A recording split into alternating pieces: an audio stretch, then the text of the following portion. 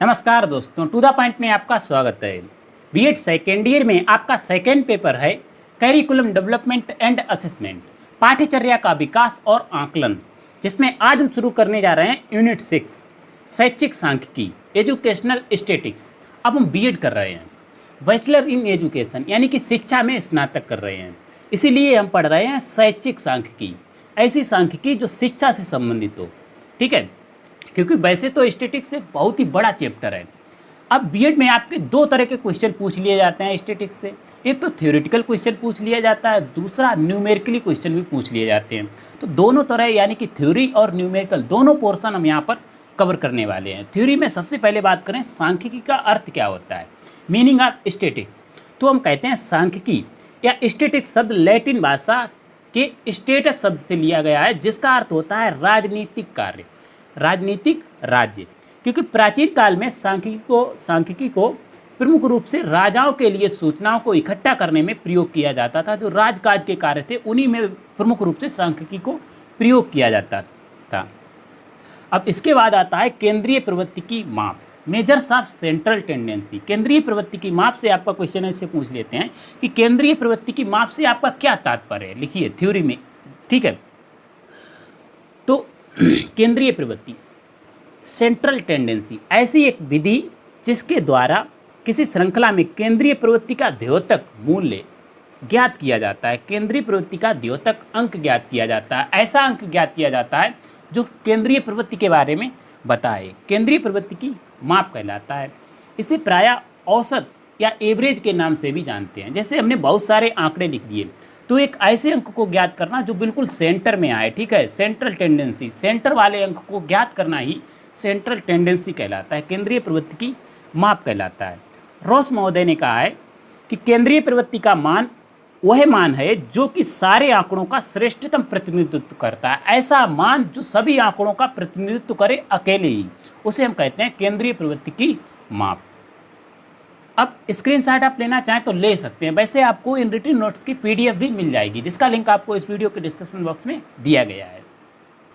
केंद्रीय प्रवृत्ति की प्रमुख मापें निम्न है। ठीक है, प्रमुख मापें, पहला आता है माध्य या मध्यमान। ठीक है, हिंदी में आपको तरह तरह के नाम मिल सकते हैं, लेकिन आपको इंग्लिश टर्मिनोलॉजी एक्सेप्ट करनी है। ठीक है, मीन यानी कि इंग्लिश में हम केवल इसको मीन कहते हैं और एम से डिनोट करते हैं। इसके बाद दूसरा आता है मध्यांक।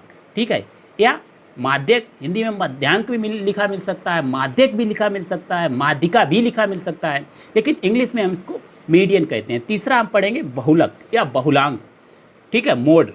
और चौथा पढ़ेंगे गुणात्मक माध्य, इसके बाद हरात्मक माध्य यानी कि ज्योमेट्रिक मीन और हार्मोनिक मीन। तो आज की इस वीडियो में हम केवल डिटेल में बात करेंगे माध्य या मध्यमान के बारे में, यानी कि माध्य से आपका कैसा भी क्वेश्चन आ जाता है उसको आप इजीली सॉल्व कर पाएंगे अगर आप इस वीडियो को ध्यान से देखते हैं। तो केंद्रीय प्रवृत्ति की मापों में मध्यमान सबसे शुद्ध और विश्वसनीय माप होती है। थ्योरी पोर्शन में आएगा माध्य के बारे में लिखिए, तब आपको ये लिखना है। ठीक है, न्यूमेरिकल पोर्शन अभी हम देखने वाले हैं। तो केंद्रीय प्रवृत्ति की मापों में मध्यमान यानी कि माध्य सबसे शुद्ध और विश्वसनीय माप होती है, सबसे ज़्यादा विश्वास करने योग्य होती है। यह सभी पदों का औसत मान होता है। इसे समूह के सभी आंकड़ों को जोड़कर आंकड़ों की संख्या से भाग देकर प्राप्त किया जाता है। जो हमें आंकड़े दिए गए हैं उनका योग करेंगे, उसके बाद आंकड़ों की संख्या से भाग देंगे तो हमें माध्य प्राप्त हो जाएगा, मीन प्राप्त हो जाएगा। गिलिटमैन ने कहा है कि किसी समूह के आंकड़ों के योगफल को उनकी संख्या से भाग देने पर भागफल को मध्यमान कहते हैं। जब आप थ्योरी पोर्शन लिख रहे हैं तब आप एक दो परिभाषा आपके लिए जो है आपके आंसर को ज़्यादा इफेक्टिव बनाती हैं। इसके बाद मध्यमान की विशेषताएं। तो पहली विशेषता क्या है कि ये केंद्रीय प्रवृत्ति की सबसे शुद्ध माप होती है। ठीक है, ये बहुत ही संवेदनशील होता है। जो माध्य होता है बहुत ही संवेदनशील होता है, क्योंकि अगर आपने एक भी आंकड़ा बदल दिया तो माध्य बदल जाएगा, क्योंकि माध्य में आंकड़ों का योग होता है। जब आंकड़ा बदलेंगे तो उसका योग बदल जाएगा, इसीलिए माध्य भी बदल जाता है। ये बहुत ही संवेदनशील होता है, किसी भी आंकड़े का मान बदलने पर ये बदल जाता है माध्य। अगली विशेषता क्या है कि ये सभी आंकड़ों का औसत मान होता है। ठीक है, जो माध्य होता है वो औसत मान होता है, एवरेज वैल्यू होती है। ये माध्यिका तथा बहुलक से ज़्यादा विश्वसनीय होता है। ठीक है, माध्यिका और बहुलक से ज़्यादा विश्वास करने योग्य होता है। अब मध्यमान की हम गणना कैसे करेंगे? ठीक है, मीन निकालेंगे कैसे? कंप्यूटेशंस ऑफ मीन, यानी कि मध्यमान की हम गणना कैसे करेंगे? अब हमें आंकड़े दो तरह के मिलते हैं, एक तो व्यवस्थित आंकड़े मिलते हैं, दूसरे अव्यवस्थित आंकड़े मिलते हैं। सबसे पहले हम देखते हैं कि अव्यवस्थित आंकड़ों का माध्यम कैसे निकालते हैं, मीन ऑफ अनग्रुप्ड डाटा। ठीक है, अव्यवस्थित यानी कि जो व्यवस्थित रूप से नहीं है, उनका ना तो कोई अंतराल है, हमें ऐसे ही दे दिए गए हैं, तो इनका अव्यवस्थित आंकड़ों का माध्य निकालना बहुत ही सिंपल होता है। ये शायद आप आसानी से कर भी लेंगे। ठीक है, तो मध्यमान अव्यवस्थित आंकड़ों का सिंपल कि पदों का योग, जो भी हमें आंकड़े दिए गए हैं उनका योग, इसके बाद पदों की संख्या। ठीक है, सिग्मा एक्स यानी कि जो पद हैं और पदों की संख्या टोटल कैपिटल एन, यहाँ पर हमने उसको लिखा है। जैसे कि अगर हम एक एग्जाम्पल लें, अब हमें क्वेश्चन दिया गया है कि दिए गए अव्यवस्थित आंकड़ों का माध्य याद करो। हमें कुछ आंकड़े दे दिए गए, उसका माध्यम पे जो है निकालने को कहा गया। तब हम कैसे निकालेंगे, हमें पता है मध्यमान या माध्य क्या होता है, पदों का योग बटे पदों की संख्या, यानी कि सिग्मा एक्स अपान कैपिटल एन।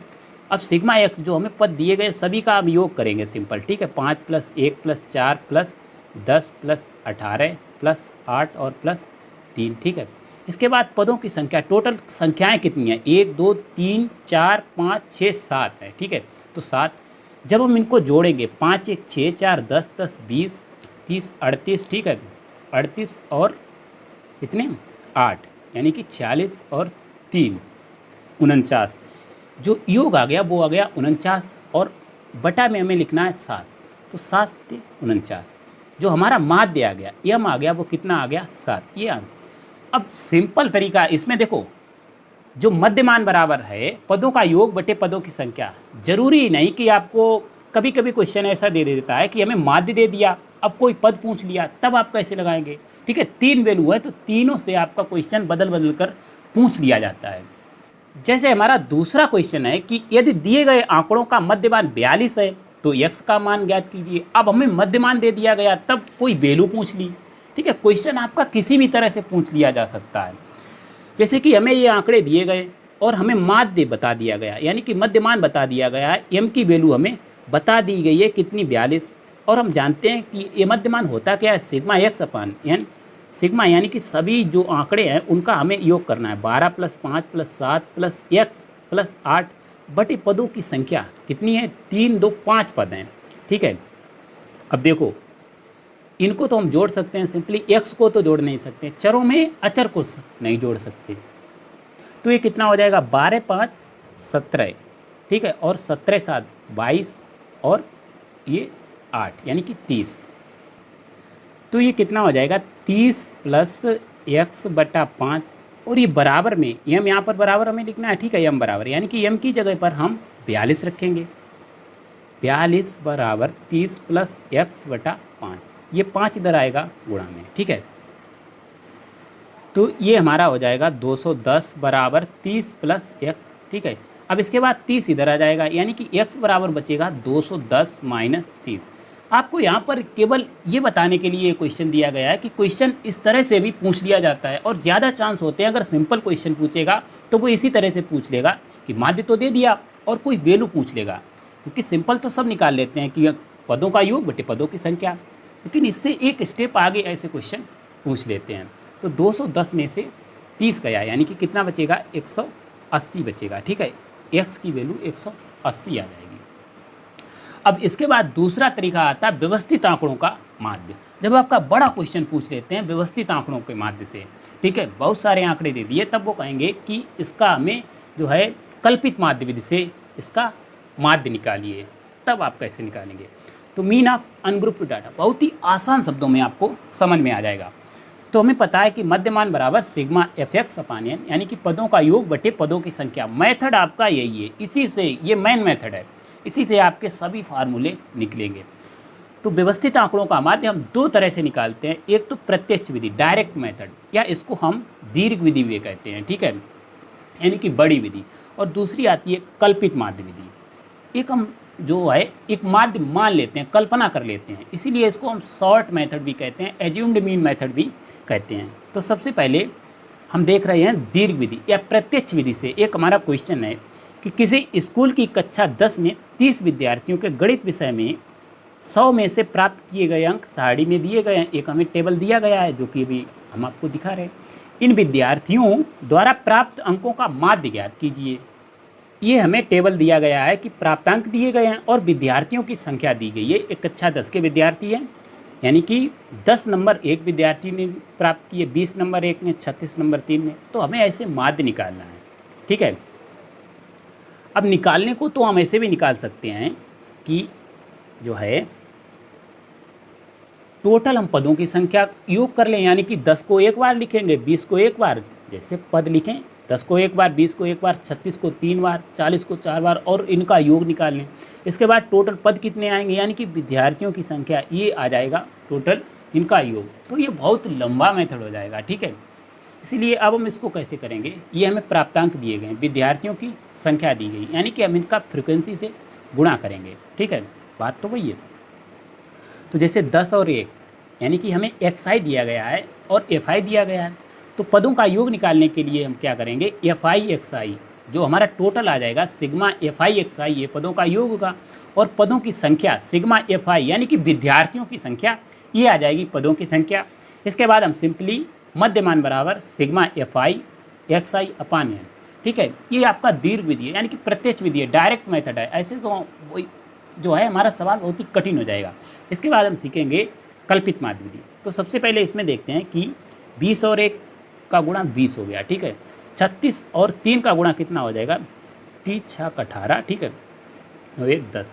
इसके बाद 40 और 4 का 160। इसी तरह आप इन सब का मल्टीप्लाई कर लेंगे। अब ये हमने FI और XI का मल्टीप्लाई कर लिया, यानी कि जब हम इन सभी पदों को जोड़ते हैं तो हमारा कितना आता है, 1779, यानी कि सिग्मा FI/XI आ गया। तो सिंपल हम फार्मूले में रखें कि सिग्मा FI/XI बटा n, यानी कि ये आ जाएगा 1779 बटा टोटल n, पदों की संख्या कितनी हो जाएगी, 1 1 2 3 5 4 9 3 12 2 14 4 18 4 22 23 24 26, ठीक है। ये टोटल आना चाहिए 30। जब आप इन्हें ऐड करेंगे तो ये आपका 30 आ जाएगा। तो यहाँ पर 1779 बटा 30, यानी कि ये सॉल्व आएगा आपका 59.3। देखो इसमें कैलकुलेशन ज़रूर हमें ज़्यादा करनी पड़ेगी, लेकिन ये आपका एग्जैक्ट वैल्यू है, ठीक है। ये आपका सबसे सटीक आंसर है। लेकिन जो हम कल्पित माध्य से निकालते हैं वो आपका सटीक माध्य नहीं होता है, वो जो है सटीक के लगभग कुछ बराबर ही होता है, लेकिन एग्जैक्ट नहीं होता है। इसलिए सबसे ज़्यादा शुद्ध तो वैल्यू यही है। अब इसके बाद हम निकालेंगे दूसरी विधि, देखेंगे कल्पित माध्य विधि, ठीक है, एज्यूम्ड मीन मेथड या संक्षिप्त विधि, शॉर्ट मेथड। शॉर्ट में कैसे करते हैं, कम कैलकुलेशन करनी पड़े, क्योंकि जब हम कम कैलकुलेशन करेंगे तो डेफिनेटली गलतियाँ भी कम होंगी, ठीक है। जब बड़े आंकड़े होते हैं, बड़े आंकड़ों में गुणा करने में दिक्कत होती है, गलतियाँ ज़्यादा होने की संभावना रहती है।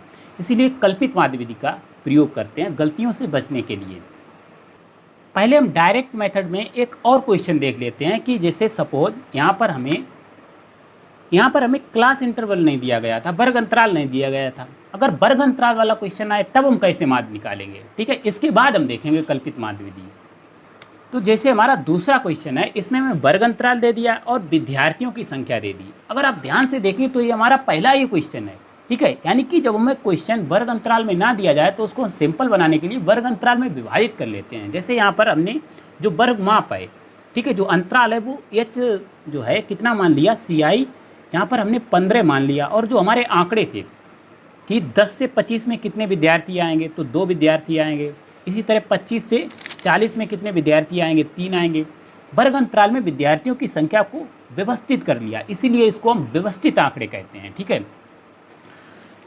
तो इसमें क्या हम करते हैं, वर्ग अंतराल 10 से 25 है, 10 से 25 में 2 विद्यार्थी हैं। हम ऐसा मानते हैं कि हम एक वर्ग चिन्ह निकाल लेते हैं, यानी कि 10 और 25 का मिडिल वैल्यू निकाल लेते हैं, जो मध्य वैल्यू है, क्योंकि मध्यांक में जो मध्य वैल्यू होती है वो सभी अंकों का प्रतिनिधित्व करती है। यानी कि इस वर्ग अंतराल का भी एक कोई ऐसी वैल्यू होगी जो पूरे वर्ग अंतराल के का प्रतिनिधित्व करे अकेले ही, तो उसको हम मान लेते हैं इनके बीच की वैल्यू, ठीक है। तो 10 और 25 की वैल्यू, इनके बीच की वैल्यू क्या होगी, यानी कि 10 और 25 को जोड़ेंगे, उसके बाद बटा 2 कर देंगे।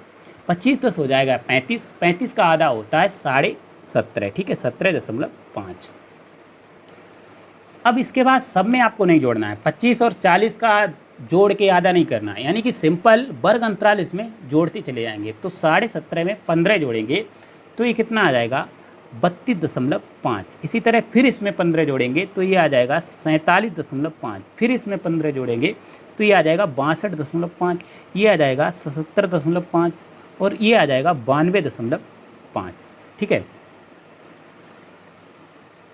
तो इसमें एफ आई एक्स आई हमें इसमें भी निकालना है। ठीक है, 2 का गुणा करेंगे 17.5 में तो ये आपका आएगा 35.5। ठीक है, इसी तरह हम सभी गुणा कर लेंगे, ये आएगा 97.5। अब ये क्वेश्चन आपका कैलकुलेशन यहाँ से आप दे सकते हैं कितनी कठिन होती जा रही है। ठीक है, यानी कि इसमें गलतियों की संभावना ज़्यादा रहेगी जब हमें वर्गांतराल वाला क्वेश्चन दिया जाए तब। इसीलिए हम कल्पित माध्य विधि सीखेंगे। और आपका जब क्वेश्चन पूछा जाता है तो उसमें डायरेक्टली वो लिख देते हैं कि हमें ये क्वेश्चन कल्पित माध्य विधि से ही चाहिए, यानी कि जो क्वेश्चन लिखेंगे उसमें कहेंगे कि कल्पित माध्य विधि से इसे सॉल्व करो, तब आपको उसी से करना है। और आपको जब न्यूमेरिकल क्वेश्चन आए तो आप थ्योरेटिकल मत करो, क्योंकि न्यूमेरिकल में आपके नंबर ज़्यादा सटीक दिए जाते हैं। 4 का है, अगर आपका सही क्वेश्चन हो गया तो 4 नंबर ही मिलेंगे। लेकिन थ्योरी वाला कितना भी आप अच्छा लिखते हैं रिटन एग्जाम में तो 4 में से 4 बहुत ही कम देते हैं। ठीक है, एग्जाम में। तो सिग्मा एफ आई एक्स आई कितना हो जाएगा जब इनको हम जोड़ेंगे 1860। ठीक है, यानी कि फार्मूला हमारा वही है कि मध्यमान सिग्मा एफ आई एक्स आई, उसके बाद सिग्मा एफ आई या कैपिटल एम, सबको जोड़ेंगे तो वही आएगा सिंपल कितना 30, क्योंकि फ्रिक्वेंसी तो अभी भी उतनी है। तो 1860/30 इसको हमें सिंपल सॉल्व करना है। 186/3, 18 3 दूना 6। अब देखो, अब हमारा माध्य कितना आ रहा है 62 आ रहा है, लेकिन पहले हमारा माध्य कितना आया था जो एग्जैक्ट वैल्यू थी वो हमारी थी 59.3। ये एग्जैक्ट वैल्यू है। यहाँ पर ये चेंज क्यों हुआ, क्योंकि हमने जो एक्स आई माना है, हमने मान लिया कि 10 और 25 के अंतराल में जो भी अंक आ रहे हैं उनका प्रतिनिधित्व केवल कौन कर रहा है 17.5 कर रहा है। उनकी मिडिल वैल्यू, उनका मान अपने आप जो है मध्यमान हमने रख लिया। ठीक है, लेकिन यहाँ पर एग्जैक्ट आंकड़े थे, इसीलिए जो हमारा ये वाला माध्य है वो एग्जैक्ट है। अब इसके बाद हम देखेंगे कल्पित माध्य विधि। माध्य ज्ञात करने की इस विधि को हम प्रत्यक्ष विधि या दीर्घ विधि आदि नामों से भी जानते हैं, क्योंकि जो कल्पित माध्य विधि है वो शॉर्ट मेथड है, आसानी से उसमें कैलकुलेशन सॉल्व हो जाती है, इसीलिए उसको हम शॉर्ट विधि कहते हैं। अगर वो शॉर्ट है तो ये कौन सी हो जाएगी, दीर्घ विधि हो जाएगी या प्रत्यक्ष विधि हो जाएगी। इसमें हमें सामने दिखता है, लेकिन कल्पित माध्य में हम कल्पना कर लेते हैं कि ये माध्य हमारा ये होगा। ठीक है, तो वो प्रत्यक्ष नहीं है, वो अप्रत्यक्ष विधि है। ये प्रत्यक्ष विधि या दीर्घ विधि के नाम से जानते हैं। अब कल्पित माध्य विधि, ठीक है, या इसको हम संक्षिप्त विधि भी कहते हैं। तो इसका फार्मूला होता है AM + सिग्मा FD/N × CI। अब ये फार्मूला आपको याद कर लेना है। इसके बाद इस लास्ट में हम इस फार्मूले को ड्राइव भी करेंगे, कहाँ से ये फार्मूला आया आपको ये भी बताएंगे। तो मध्यमान, जहाँ पर M क्या है मध्यमान या माध्य यानी कि मीन है, और AM है एज्यूम्ड मीन जो हमने मान लिया कल्पित माध्य। इसके बाद सिग्मा FD और कैपिटल N है फ्रिक्वेंसी, सभी फ्रिक्वेंसियों का योग। CI है क्लास इंटरवल। ठीक है, ये आपको जब डिफरेंट अलग अगर आपकी बुक है तो कहीं पर CI की जगह पर HV लिखा मिल सकता है, N की जगह पर सिग्मा FI भी लिखा मिल सकता है। इसीलिए जो इनकी जो टर्म है उनका मतलब क्या है ये आपको समझ लेना है। CI का मतलब है क्लास इंटरवल, D का मतलब है डेविएशन फ्रॉम जो है एज्यूम्ड मीन, यानी कि जो हमने कल्पित माध्य माना है उससे डेविएशन कितना हुआ है। तो क्वेश्चन हमारा अभी भी वही है। अब इसको हम सॉल्व करेंगे कल्पित माध्य विधि से, यानी कि एक ही क्वेश्चन को हम सभी तरह से सॉल्व कर रहे हैं, तब आपको रियल जो असली अंतर है वो समझ में आएगा। ठीक है, CI FI। अब कल्पित माध्य में हम क्या करते हैं, एक माध्य मान लेते हैं। ठीक है, कल्पना कर लेते हैं कि वो माध्य होगा, और यहाँ पर आपको अगर कैलकुलेशन छोटी करनी है तो ज़्यादा हम प्रेफर करते हैं मिडिल वाला माने। वैसे आप कल्पित माध्य किसी भी कोई भी मान सकते हैं, किसी भी रो में मान सकते हैं, आपका क्वेश्चन गलत नहीं होगा। ठीक है, ये बात आपको ध्यान रखनी है। कल्पित माध्य चाहे हम इस रो में मान लें तब भी गलत नहीं होगा, इसमें मान लें तब भी गलत नहीं होगा, लेकिन हम प्रेफर करते हैं कि बीच वाला माने। अब यहाँ पर देखो टोटल 6 रो हैं, तो बीच वाला या तो इसे मान सकते हैं या इसे मान सकते हैं, किसी को भी इसे भी मान लें तब भी हमारा गलत नहीं होगा। हम मान लें कि इसमें कल्पित माध्य है आंसर हमारा हमेशा सेम ही आएगा। ये बात आपको नोट कर लेनी है। अब सपोज हमने कहा कि चलो भाई कल्पित माध्य हम इसमें मान लेते हैं, ठीक है, यानी कि 40 और 55 के बीच में कल्पित माध्य है। तो हमने क्या किया कि 40 और 55 का मिडिल वैल्यू, ठीक है, जो एज्यूम्ड मीन है, कल्पित माध्य है, वो जिस अंतराल में आपने माना है उसका आधा कर लीजिए। 40 और 55 इसका मिडिल वैल्यू क्या होगा, तो हम सिंपल जोड़ेंगे, कितना आ जाएगा 95/2, ठीक है, 2 चाकू 8 यानी कि 47.5 आ जाएगा, ठीक है। अब जैसे ही हमने इस रो में माना है कि एज्यूम्ड मीन कल्पित माध्य इस रो में है, ठीक है, मानने को हम इसमें भी मान सकते थे, इसमें भी मान सकते थे, जिसको माना उसके सामने आपको जस्ट आना है और ये कॉलम आपका हो जाएगा डी वाला। इसके सामने आपको 0 रखना है। जिस तरफ अंतराल बढ़ रहे हैं उस तरफ पॉजिटिव चलना है और जिस तरफ अंतराल घट रहे हैं, ठीक है, क्योंकि कभी कभी अंतराल बढ़ते से घटते क्रम में लिख दिए जाते हैं, अवरोही क्रम में लिख दिए जाते हैं। तो ये बात आपको ध्यान रखनी है कि जिस तरफ अंतराल बढ़ रहे हैं उस तरफ हमें प्लस में चलना है, यानी कि इधर चलेंगे +1 +2 +3, और जिस तरफ अंतराल घट रहे हैं उस तरफ चलेंगे -1 -2। ऐसे समझेंगे तो आपका गलत कभी नहीं होगा, चाहे अंतराल घटते क्रम में वो लिख दें चाहे बढ़ते क्रम में लिख दें। हमारा मतलब है कि जो भी हमने कॉलम रो चूज की है उसमें 0 रखेंगे। अंतराल बढ़ रहे हैं क्योंकि 40 से 100 तक संख्याएं बढ़ रही हैं, ठीक है, इसीलिए हम इनको पॉजिटिव में लिख रहे हैं। जिस तरफ घट रहे हैं उनको नेगेटिव में रख रहे हैं, और बाद में हम आपको बताएंगे कि ऐसा हम करते क्यों हैं, ठीक है। तो वो आपको लास्ट तक अगर आप देखते हैं आपको ये बात समझ में आ जाएगी। अब देखो, इसके बाद हम निकालते हैं FI into D, FI into D, यानी कि अब हम जो विचलन है एज्यूम्ड मीन से जो डेविएशन है उसका समांतर माध्य निकाल लेंगे। और डेविएशन का जब मीन निकालते हैं वो अगर पॉजिटिव में आता है तो उसको हम जोड़ देते हैं, निगेटिव में आता है तो एज्यूम्ड मीन हमारा ज़्यादा भी हो सकता है कम भी हो सकता है। हमने कल्पना की भाई इतना हो सकता है, 47.5 हो सकता है। अब ये कम भी हो सकता है ज़्यादा भी हो सकता है। अगर हम इस रो में लेते तो हमारा जो है नीचे वाली संख्याएं सभी पॉजिटिव आती, यानी कि हमारा एज्यूम्ड मीन भी बड़ी वैल्यू हो जाती, ठीक है। इसीलिए हम प्रेफर करते हैं बीच वाले में कि माइनस और प्लस वाली कुछ कट जाएंगी, यानी कि जो हमारा टोटल सम है वो बहुत ही कम आएगा। FI DI, अब इनका हम करेंगे मल्टीप्लाई, -4 हो जाएगा, 3 और 1 का -1, ठीक है, -3, 7 और 0 का 0, इसी तरह 6 और 1 का 6, 6 और 2 का 12, ये प्लस में है, 6 और 3 का 18। अब यहाँ पर हमें टोटल ऐड करना है, माइनस वाले अलग कितने हो जाएंगे, माइनस के 7 हो जाएंगे, और प्लस के अलग, प्लस के कितने हो जाएंगे, ठीक है।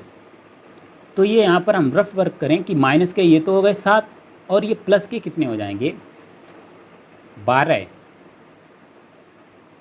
12 6 18 और 18 18 36। अब प्लस के 36 माइनस के साथ इनको जब जोड़ेंगे तो ये कितना आ जाएगा, प्लस के 29 बचेगा, क्योंकि जब माइनस के जोड़ेंगे तो प्लस के केवल इससे घट जाएंगे। ऐसे कह सकते हैं कि 36 में से हमें 7 घटाने हैं, 29 आ जाएगा, ठीक है। तो सिग्मा FD आ जाएगा। अब हम विचलनों का माध्य निकालेंगे, जो विचलन है उनका कितना माध्य आएगा, यानी कि जो हमारा, इसीलिए तो फॉर्मूला क्या है कि m बराबर होता है AM, ठीक है, AM अर्थ में एज्यूम्ड मीन, ठीक है, प्लस सिग्मा FD अपान n इंटू CI, एज्यूम्ड जो है क्लास इंटरवल। तो AM तो हमारा है 47.5, सिग्मा FD कितना आया, प्लस का आया है। ये प्लस में भी आ सकता है निगेटिव में भी आ सकता है, ये बात आपको ध्यान रखनी है, ठीक है। जब हम यहाँ पर सपोज इसमें मानेंगे तो ज़्यादा प्लस में आएगा। अगर हम सपोज 85 को मान लें, ठीक है, एज्यूम्ड मीन, तो वो आपका निगेटिव आएगा, यानी कि 85 और 100 के बीच का मान लें तो सिग्मा FD निगेटिव में आएगा। ये डिपेंड करता है कि आपने वैल्यू कहाँ पर मानी है। सिग्मा FD है हमारा 29/n, टोटल नंबर्स कितने हैं 30, और गुणा CI क्लास इंटरवल कितना है, ठीक है। तो 10 से 25 या 25 से 45 किसी भी में आप दे सकते हैं, जो पीछे वाली वैल्यू से आगे वाली घटाएंगे तो क्लास इंटरवल आ जाएगा, वर्ग अंतराल आ जाएगा, कितना है 10 और 25 यानी कि 15 का अंतर है, तो ये आ जाएगा 15, यानी कि 15 दूना 30 बराबर आ जाएगा 47.5, ठीक है। प्लस इसमें हमें कितना जोड़ना है, 2 का भाग करना है, 29 में 2 का भाग 2 एकम 2, 2 चाकू 8, 14.5। अब 47.5 में 14.5 हमें जोड़ने हैं, 5 और 5 10, ठीक है, ठीक है, ये आ जाएगा 62.0, ये हमारा आ गया 62। अब यहाँ पर जो हमने प्रत्यक्ष विधि में निकाला था, दीर्घ विधि में निकाला था, वहाँ पर भी 62 आया है। इसके अलावा जो सबसे पहले निकाला था वो कितना आया, 59.3, ठीक है, प्रत्यक्ष विधि से। लेकिन इसमें हमने एज्यूम नहीं किया था, वर्ग अंतराल में जैसे इसमें हमने एज्यूम किया है, माना है, इसीलिए 62 आया। जो हमारा एग्जैक्ट आंसर है वो तो यही है, आंसर ये भी सही है, वो भी सही है, 62 वाला भी सही है। जब आप कल्पित माध्य से निकालते हैं तो आपका आंसर थोड़ा बहुत डेविएट हो जाता है, अलग हो जाता है, लेकिन इतना ज़्यादा अलग नहीं होता है कि उसको हम गलत कह सकें, ठीक है। अब इसके बाद हम देखते हैं कि आपका ये फॉर्मूला कहाँ से आया, और ये क्वेश्चन जैसे हम करते हैं कि +1 -1 ये ऊपर नीचे क्यों करते हैं, ठीक है, ये आपको देखनी है। यहाँ पर जैसे हमने कहा कि जिसको माना है उसके सामने प्लस करना है, और घटते की तरफ माइनस और बढ़ते की तरफ प्लस करना है। ऐसा क्यों करते हैं ये अब देखना है। तो फॉर्मूला ओरिजिन, फॉर्मूला आया कहाँ से, देखिए क्वेश्चन हमारा अभी भी वही है कि CI और FI हमें दिए गए हैं, तो सिंपल हम XI निकालते हैं। इसके बाद हम एक अलग टर्म लेते हैं DI, कैलकुलेशन को छोटा करने के लिए, और DI होता है XI - AM, यानी कि इसमें हम कोई एज्यूम्ड मीन मान लेते हैं, ठीक है। जैसे इसको भी मान सकते हैं, इसको भी मान सकते हैं, किसी को भी मान सकते हैं, बीच में इसलिए मानते हैं कि हमारी कैलकुलेशन छोटी हो जाए। अब DXI जो हमने माना है, ठीक है, XI हमने यहाँ पर अब कितना मान लिया, 47.5 मान लिया। XI से अर्थमेटिक मीन घटाएंगे, ठीक है। जो XI है एक्चुअली ये है आपका AM, ठीक है, एज्यूम्ड मीन। 47.5 कितना है, एज्यूम्ड मीन। 17.5 से 47.5 घटाएंगे तो कितना आ जाएगा, ठीक है, ये आ गया 0, 7 में से 1 से 0, ठीक है, यानी कि 30 आ जाएगा, वो भी माइनस का, क्योंकि 17 में से 47 घटा रहे हैं।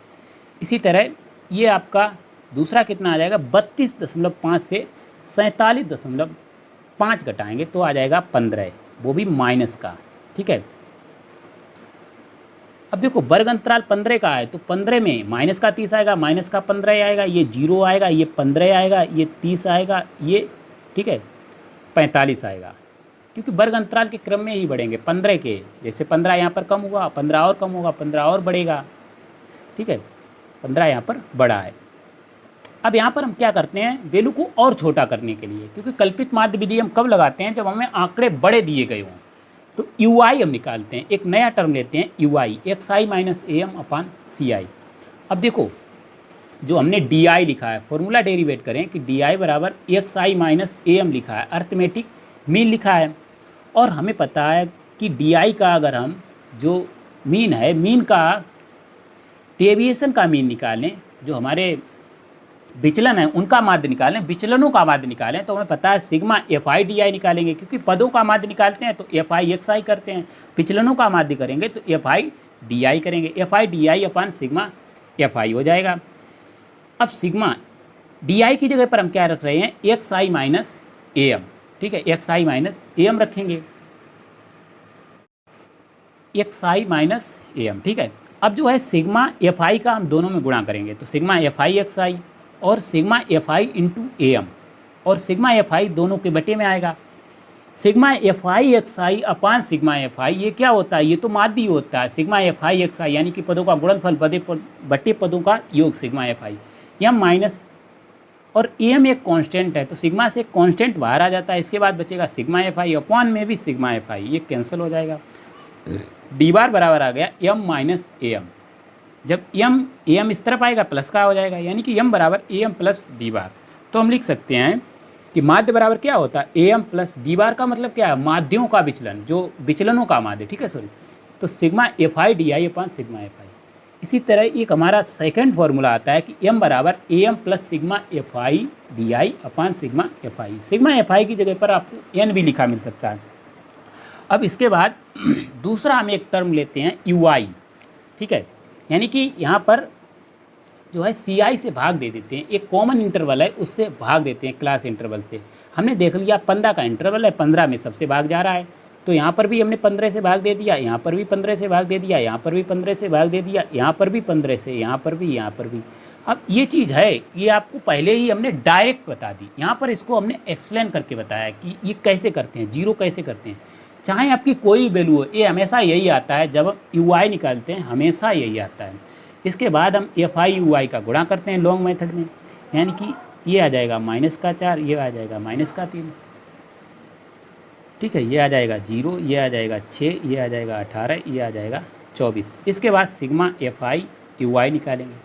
अब इसका अगर हम फॉर्मूला देखें, ये कैसे डेरिवेट हुआ, UI हमने मान लिया U बार, ठीक है, जो U बार है यानी कि जो U है उसका ये आपका स्टेप डेविएशन है, यानी कि पग विचलन है, विचलन के बाद भी अलग विचलन, ठीक है, विचलन। तो FI UI अपान सिग्मा FI, और UI बराबर हमने क्या लिखा था पीछे, XI minus AM upon H, एक क्लास इंटरवल से भाग दिया था। तो U बार बराबर क्या हो जाएगा, UI की जगह पर, जहाँ पर ये UI है, UI की जगह पर रखेंगे XI minus AM upon M, XI minus AM upon H और सिग्मा FI। अब सिग्मा FI का सब में गुणा करेंगे, ठीक है, S तो कांस्टेंट है, कांस्टेंट चीज़ सिग्मा से बाहर आ जाती है, तो सिग्मा FI XI ये हो गया। सिग्मा FI का AM में गुणा करेंगे तो AM इंटू सिग्मा FI, और सिग्मा FI सभी के बटे में, इसके भी, ठीक है, तो 1/H सिग्मा FI XI अपान सिग्मा FI, ये तो माध्य होता है, और यहाँ पर ये कैंसिल हो गया, AM आ गया। तो यहाँ से ये हमारा फॉर्मूला डेरिवेट होता है कि H इस तरफ आएगा H U बार और बराबर M माइनस AM, M इस तरफ, M यहीं पर है, AM इस तरफ आएगा तो AM प्लस, ठीक है, प्लस का हो जाएगा, यानी कि H U bar AM plus. अब माध्य है, माध्य को assumed mean plus sigma FD अपान सिग्मा FI इंटू H को हम CI भी लिखते हैं, क्लास इंटरवल भी लिखते हैं, जो UR है वो विचलनों का माध्य है, ठीक है। तो M बराबर AM plus sigma FD upon N into CI, ये आपका यहाँ पर फॉर्मूला डेरिवेट होता है, इसी से हम इसको अब सॉल्व कर रहे हैं, ठीक है। ये तो आपका सॉल्व हो ही गया। तो यहाँ पर माध्य इस लेवल तक आपका बीएड में बहुत ही कम क्वेश्चन आते हैं, आते भी हैं तो वो लॉन्ग में आते हैं 10 नंबर में, ठीक है। कैसा भी आपका क्वेश्चन बीएड में आता है माध्य से, वो आप आसानी से कर सकते हैं। नेक्स्ट वीडियो में हम देखेंगे माध्यिका या मीडियन, ठीक है। अगर आप इन रिटन नोट्स का PDF डाउनलोड करना चाहते हैं तो उसका लिंक आपको इस वीडियो के डिस्क्रिप्शन बॉक्स में दे दिया गया है, ठीक है। जैसा कि हम पहले ही बता चुके हैं। आपको ये वीडियो कैसी लगी हमारी, आप कमेंट बॉक्स में ज़रूर बताइएगा। अगर वीडियो पसंद आती है तो प्लीज़ वीडियो को लाइक करें, अपने दोस्तों के साथ ज़्यादा से ज़्यादा शेयर किया करें और हमारे चैनल को सब्सक्राइब करें। Thanks for watching.